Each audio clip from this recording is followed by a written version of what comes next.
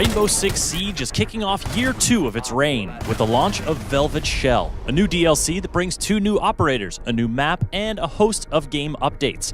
No doubt the question on your mind is, what can these new operators do? And I've got your answers. I mean, not all of them. You know that people are going to come up with some crazy stuff for these 2 to do, but I'm getting ahead of myself. Let me tell you about Mira. Mira is a low-speed, high-armor defender who brings a new SMG onto the scene, the Vector 45 ACP. It's pretty great for mowing down rushers, but if you prefer to bust up walls instead, pack your primary shotgun, the ITA-12L, or your secondary shotgun. Yes, the first shotgun secondary is blasting onto the scene in Velvet Shell, but perhaps the biggest new addition is how Mira messes with the meta of reinforced walls. Mira deploys this game changer onto destructible or reinforced walls and makes a one-way window for the defenders to peek through. For attackers on the other side, it's just a black, bulletproof surface that not even Glaz or Buck can shoot through. Heck, you can't even see through the dang thing to know who's on the other side, or if you're being watched. But there's another layer to the Black Mirror. Break this gas canister on the bottom of the frame and the window will drop, opening up the most nicely framed murder hole you ever did see.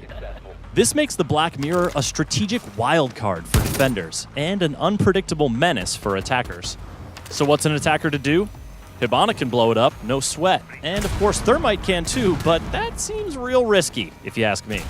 And hey, if the wall isn't reinforced, it's fair game for other breachers. But how will attackers feel about not being the only ones who can make holes in reinforced walls? I think it's pretty clear how Mira feels about it. Le gusta mucho.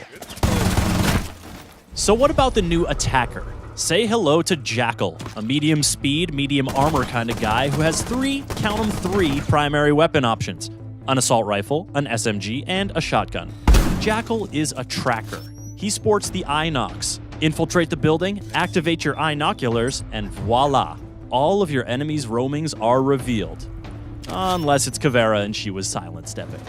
The hotter the color temperature of the footprints, the more recent they are. So if you see some red hot boot prints, you better get your gun ready and hello there! Nice to see you.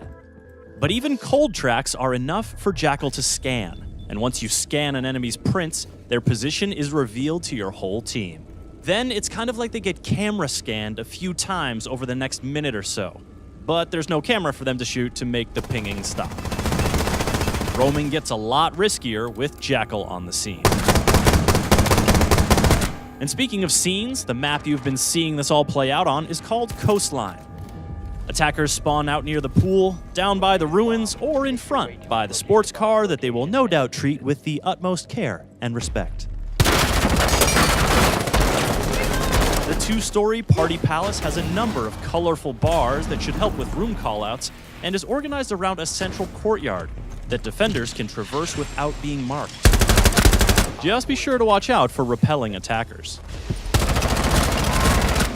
Velvet Shell will also be delivering some fresh new weapon skins, an elite set for Rook, and a slew of UI and menu updates to get Year 2 started on the right foot. You must recover the diffuser. All of this becomes available when Velvet Shell launches on February 7th, and as always, the map will be free for all players. The new operators will be unlocked for Year 2 Season Pass owners on the 7th for a week of exclusive use, after which they will be purchasable with Renown or R6 credits. For more on what's coming in Year 2 of Rainbow Six Siege, subscribe to this YouTube channel and visit us at the Ubi blog.